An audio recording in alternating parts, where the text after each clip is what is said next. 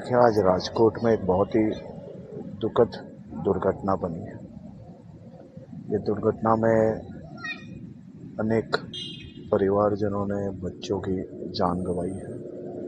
गुजरात के मुख्यमंत्री श्री भूपेंद्र भाई पटेल जी के निर्देश से मैं अभी राजकोट जा रहा हूँ। राजकोट में आज रात को ही जो एसआईटी बनाई गई है, वो एसआईटी की जांच शुरू की जाएगी और साथ ही में जो ये संचालक हैं उनको भी अरेस्ट किया गया है, मैनेजर को अरेस्ट किया गया है और घटनास्थल पे पूरा जायजा लेकर रात को ही इसकी पूरी बैठक होगी और इंक्वायरी आज रात से ही चालू की जाएगी।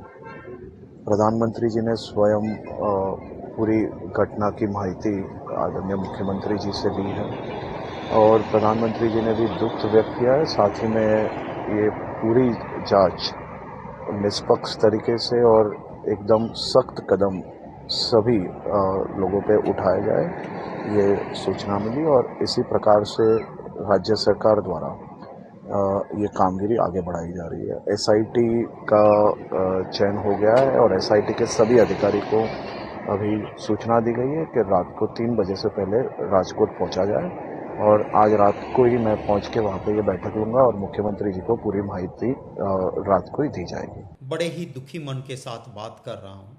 गुजरात के राजकोट के गेम जोन में आग लग गई और अभी तक 24 जानें चली गई है। 24 लोगों ने अपनी जान गंवा दी है। एडमिनिस्ट्रेशन का कहना है कि ये आंकड़ा और भी बढ़ सकता है। इतने बॉडीज जले हुए हैं कि अब इसको पहचानना भी मुश्किल है। डीएनए टेस्ट करना होगा। क्या हो रहा है गुजरात में? ऐसी घटनाएं बार बार घटती है और सरकार को लोगों की जान की कोई चिंता ही नहीं है। इंसान की जान से ज़्यादा कीमती और कुछ नहीं हो सकता है। हाईकोर्ट ने बार बार कहा है कि फायर सेफ्टी के जो भी प्रावधान करने पड़ते हैं वो नहीं हो रहे हैं गुजरात में, और कीजिए। एक भय मुक्त भ्रष्टाचार हो रहा है गुजरात में। भाजपा की सरकार हफ्ते खाती है और इसलिए जान माल की सुरक्षा की इसे कोई चिंता ही नहीं है। अगर फायर सेफ्टी के पुख्ता प्रावधान होते राजकोट में, उस गेम जोन में, तो वो बच्चे, जो निर्दोष बच्चे जिनका एक लंबा भविष्य था, उनको अपनी जान नहीं गंवानी पड़ती। मोरबी का ब्रिज टूटता है, बहुत सारे लोग जान गंवाते हैं।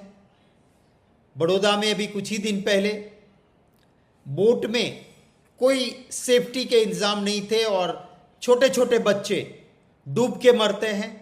सूरत में तक्षशिला में और पालनपुर के अंदर नया बनाया हुआ ब्रिज गिरता है और ब्रिज बनाने वाली कंपनी जो ब्लैकलिस्टेड थी, भाजपा को धन संग्रह में पैसे दिए, उसको काम दे दिया था और निर्दोष लोग वहां पर भी मरे थे। आज की घटना राजकोट की दिल को हिला देने वाली घटना है। मासूम बच्चों ने जान गंवा दी है। मोदी जी बाहर बड़ी बड़ी बातें करते हैं। क्या आपकी भी मोदी जी गुजरात के प्रति कोई जिम्मेवारी ही नहीं है? इतनी सारी घटनाएं घट रही है, आप कभी कुछ भी नहीं बोलते हो। देखिए, हाईकोर्ट ने कितनी बार आपकी सरकार को फटकार लगाई कि फायर सेफ्टी के कोई प्रावधान नहीं करती आपकी सरकार। हफ्ते लेती है, पैसे खाते हैं आपके लोग। राजकोट कॉरपोरेशन में भाजपा पावर में है, गुजरात में भाजपा की सरकार है, दिल्ली में भाजपा की सरकार सेंट्रल में बैठी है। हो क्या रहा है यार? और आप चुनावी भाषणों में व्यस्त रहते हो। मैं बहुत दुखी हूं और दुखी मन के साथ जिन बच्चों ने जान गंवाई है, जिन परिवार ने अपने सदस्य गंवाए हैं, उनको मैं श्रद्धा सुमन समर्पित कांग्रेस पार्टी की ओर से और मेरी ओर से करता हूं। दुखी मन के साथ फिर से कहूंगा कि लोगों की जान की सुरक्षा सरकार की जिम्मेवारी होती है और कितनी भी राशि, कितना भी धन गई हुई जान को वापस नहीं ला सकती है। इसकी जिम्मेवारी का स्वीकार करें भाजपा के लोग और आगे ऐसा कहीं पर भी ना हो उसकी व्यवस्था करें। अब लिफाफोपी से काम नहीं होगा, अब कर देंगे। अब सारे गेम जोन बंद कर देंगे, जब सब नुकसान हो जाता है कुछ दिन के लिए, लीगल है उसको भी बंद करेंगे, फिर हफ्ते लेंगे, फिर शुरू हो जाएगा और फिर खिलवाड़ होगा लोगों की जान माल के साथ। एक जिम्मेवार पॉलिटिकल पार्टी के नाते मैं उम्मीद करता हूं, मांग करता हूं कि प्रधानमंत्री जी खुद इस जिम्मेवारी का स्वीकार करें, देश और गुजरात की जनता से माफ़ी मांगे। फिर से मैं जिनकी जान गई हैं उनको श्रद्धा सुमन समर्पित करता हूँ। બચાવની કામગીરી જ અત્યારે સૌથી મહત્ત્વની કામગીરી છે અત્યારે હાલ, એટલે એ કામગીરી જેવું પૂર્ણ થઈ જાય એટલે ચોક્કસપણે આખો બધો જ તપાસનો વિષય ચોક્કસપણે બની રહે છે કે ત્યાં ઇન્સ્ટોલેશન કરવામાં આવેલું હતું, જો આવેલું હતું તો યોગ્ય રીતે કરવામાં આવેલું હતું, એમાં શું ખામીઓ હતી, શું કારણો હતા, એ તમામ એનો તપાસનો વિષય ચોક્કસપણે બની રહે છે। સાહેબ, ગેમ ઝોન પણ અત્યારે ચાલુ છે અને ઉનાળાનો સમય છે, તો ત્યાં શું તાત્કાલિક બંધ કરાવશો કે શું કરશો?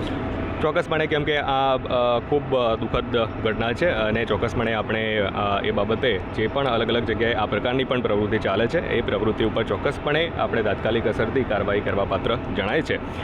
ફરીથી કેમ કે ફાયર ઓફિસર સહિતની ટીમ આપણી અહીંયા રાહત બચાવમાં છે, એક વખતે રાહત બચાવ સંપૂર્ણપણે પૂર્ણ થઈ જાય એટલે ચોક્કસપણે ડિટેલમાં આ તમામ વિગતો, તમામ કારણો એના ચકાસી અને એમાં કાર્યવાહી કરવા પાત્ર ચોક્કસપણે વખતે એવું થાય છે ફાયર બ્રિગેડની કામગીરી કરે, પછી આ જગ્યાનું જે વાત આવે ટીપી શાખા, પછી અલગ અલગ શાખા, ફાયર બ્રિગેડ એવી વાત કરે કે અમારામાં નથી આવતું, અમારે માત્ર ફાયરની કામગીરી હોય, તો બાકીની વસ્તુ એટલે અલગ અલગ ટીમો બનાવશો કે માત્ર ફાયર બ્રિગેડ તપાસ કરશો? જે બનાવ છે, આગનો બનાવ છે, એટલે સૌથી મહત્ત્વનો ફાયર રિલેટેડ સૌથી પહેલાં ચકાસણી કરવાની થાય છે અને એ ઉપરાંત જમીનની માલિકી પછી કેવી રીતના એનો યુઝ કરવામાં આવેલો છે, ક્યારથી કરવામાં આવેલો છે અને એ બાબતેની કઈ પ્રક્રિયાઓ થયેલી છે, નથી થયેલી, એ તમામની ડિટેલમાં આપણે એની ચકાસણી કરવાની જ રહે છે। ટીમ તપાસ કરશે? હા, એ અત્યારે આપણે કેમ કે બચાવ રાહત ઉપર જ ફોકસ કરી રહ્યા છે અને અત્યારે હાલ આપણું જે પ્રાયોરિટી છે બચાવ રાહતની જ પ્રાયોરિટી છે અને બચાવ રાહત ઉપરથી આપણે Fire broke out in the TRP gaming zone in the afternoon. The rescue operations are on. The fire is under control. We are trying to retrieve as many bodies as possible. As of now, around 20 bodies have been recovered and they have been sent for to the hospital for further investigations. Sir, what kind of investigation will be carried out? Who are the owners? Any idea, sir?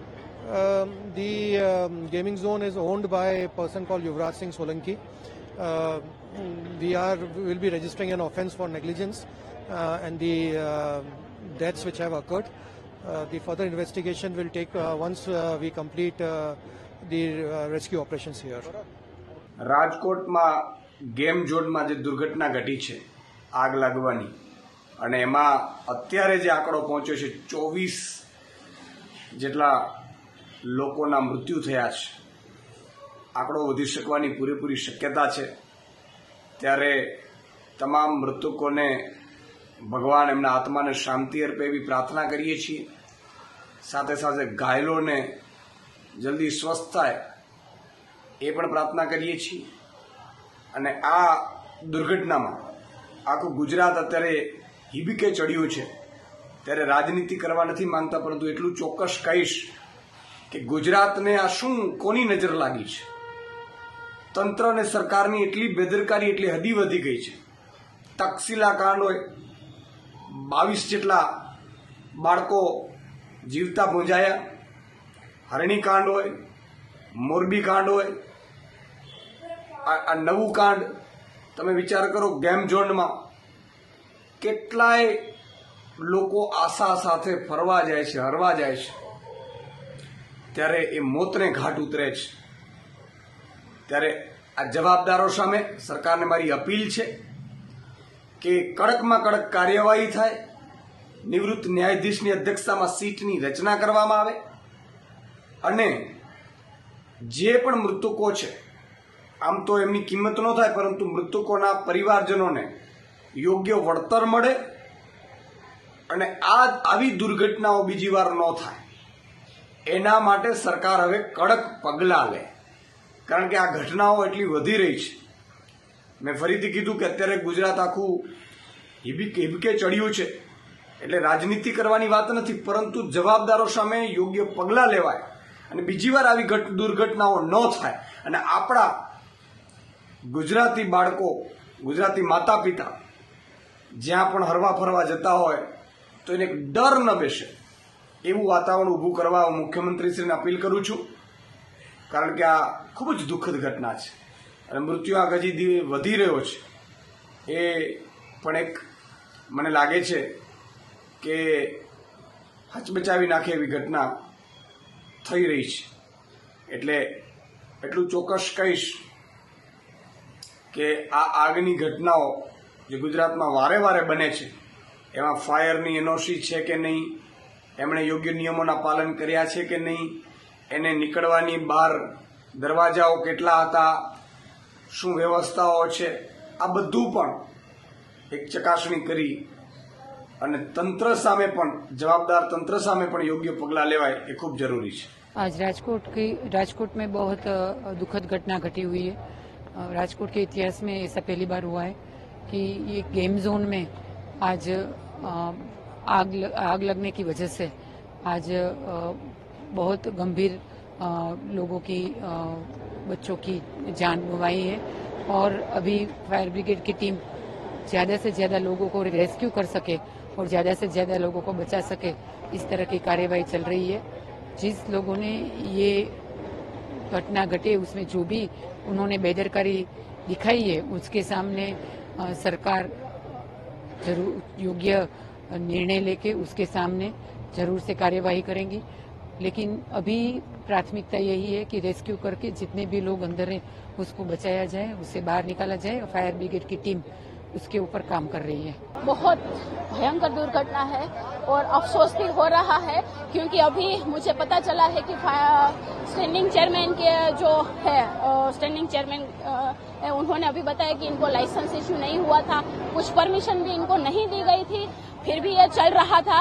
तो ये मुझे लगता है कि हम इनके लिए न्यायिक तपास की मांग करते हैं क्योंकि जब परमिशन आपको नहीं होती तो आप ये नहीं चला सकते. आप देख सकते हैं कितना बड़ा कंजेस्टेड एरिया है, वहाँ एंट्री है मगर एग्जिट का कोई प्रॉपर प्लान नहीं है, एग्जिट प्रॉपर नहीं दी गई है और अभी 16 के करीब आंकड़ा पहुंचा है. मुझे नहीं लगता 22 तक आंकड़ा पहुंच गया है. इतने लोग जल गए हैं, राख हो गए हैं. तो अभी हम चाहते हैं कि इनके ऊपर ठोस कार्रवाई की जाए क्योंकि लगातार ऐसी घटनाएं बन रही है, चाहे फिर वो तालाब की घटना ही क्यों ना हो, टीआरपी मॉल की घटना क्यों हो, मोरबी की दुर्घटना क्यों ना हो. तो हम चाहते हैं कि अब ये हमारे साथ पब्लिक भी आवाज उठाए और इनके लिए स्ट्रिक्ट एक्शन लेने की हम मांग कर रहे हैं. इनके लिए न्यायिक तपास पूरी तरह से होनी चाहिए, निष्पक्ष होकर होनी चाहिए क्योंकि अगर बार बार ऐसी घटनाएं होती रहेंगी तो इनको मुझे लगता है कि इनको फर्क नहीं पड़ रहा है. पर पब्लिक अपने जो अपने रिलेटिव्स है वो बार बार गंवा रहे हैं, फिर कितने लोग मर रहे हैं. पर मुझे लगता है इनका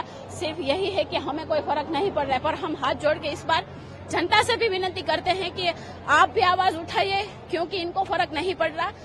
आप अपने परिजनों को गंवा रहे हैं तो आपको भी आवाज उठानी पड़ेगी, आपको भी इसके लिए लड़ना पड़ेगा. मृतात्माना शांति आपे અને ફરી વખત આવો ન બનાવ બને એના માટે બધા काळजी रखे. सर 20 से ज़्यादा लोगों की मौत हुई है अभी तक. तो सही बात है आपकी, हो गई है दुर्घटना हो गई, हम क्या करें इसमें. लेकिन अब अगली बार सावधानी रखना ज़रूरी है और जो हादसा हुआ बहुत गलत बात है. 20 लोग का आप बोल रहे हैं तो 20 लोग बहुत काफ़ी बात है. सर जिसकी भी बेदरकारी है उसके सामने एफआईआर होनी चाहिए, उसके सामने एक्शन होना चाहिए. जो किसी की बेदरकारी है, जो आयोजक है या तो कोई प्रशासन है, जिसके सामने ये हो सकता है वो इसका बेदरकारी के सामने एफआईआर होना चाहिए. छुट्टी का समय था, छोटे बच्चे ज़्यादा थे इसमें. छोटे बच्चे थे, वही हादसा की खास बात है कि काफ़ी छोटे बच्चे जो खेलने के लिए आए थे वो इसका देहांत हो गया, वो बहुत गलत बात है. 24 લોકોના મોત થયા છે. કોર્પોરેશન આવા 22 ગેમ ઝોન ચાલી રહ્યા છે, આવા મલાજાને મોતના મલાજાને પરમિશન આપે છે, એ મોટી વાત કહેવાય. એની તપાસ થવી જોઈએ ને હવે પછીથી ઓફિશિયલી તપાસ પણ થવી જોઈએ અને આ બંધ રહેવું જોઈએ. ગેમ ઝોનનું જે મંજૂરી આપે છે એને પણ વેરીફાઈ કરવું જોઈએ. 1.5 વર્ષથી અહીંયા ચાલી રહ્યું હતું, ફાયર એનઓસી પણ નહોતી અને ફાયરના સાધનો તો આજે ફિટ કરવામાં આવી રહ્યા હતા. રૂપિયા લઈને ફાયર એનઓસી આપી દેવામાં આવે છે ફાયર વિભાગ દ્વારા. જો આવું હોય તો કેવી કાર્યવાહી થવી જોઈએ?